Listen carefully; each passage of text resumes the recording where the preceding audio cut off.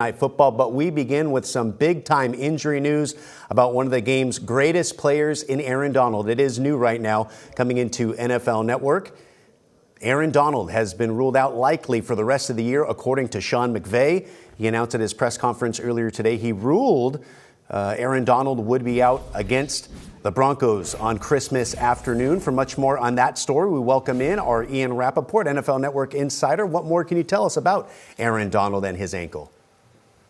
Aaron Donald been dealing with a high ankle sprain for about 2 weeks now, a little bit more. And, the initial thought was that Aaron Donald, after suffering this relatively mild, I would say, high ankle sprain, would probably be back around now or maybe even by the Packers game previously. But look at the way the Rams season has gone. Look at where they are. There's just nothing good here. There's no reason to put one of the greats in the game today, or really one of the greats ever, out there on the field with nothing to gain. I know he wants to play. I know he would love to be out there with his teammates.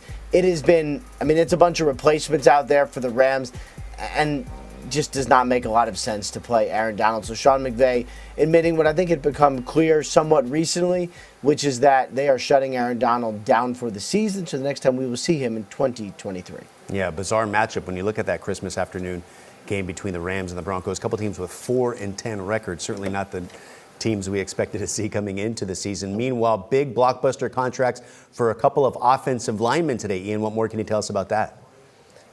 Yeah, it was a good day to be a standout rock star offensive lineman. We'll start with the Green Bay Packers taking one of the top free agents off the board before free agency. Elgton Jenkins, the versatile do-it-all lineman for the Green Bay Packers, agrees to terms on a 4-year, $68 million deal, $17 million per year, the second highest paid guard in the NFL behind Quentin Nelson, has a max value of $74 million, $24 million in a signing bonus in this deal done by Clutch Sports. Massive, massive deal, locking up a key piece for the Green Bay Packers. And then the Cleveland Browns did it as well. Jack Conklin, their starting right tackle, who's been their starting right tackle for several years, overcame a serious knee injury to become really the player he's always been. This year again, he agrees to terms on a 4-year deal worth $60 million. He gets $31 million guaranteed, according to his agent, Drew Rosenhaus. Good to see the big fellas getting rewarded, Ian, here ahead of this Christmas weekend.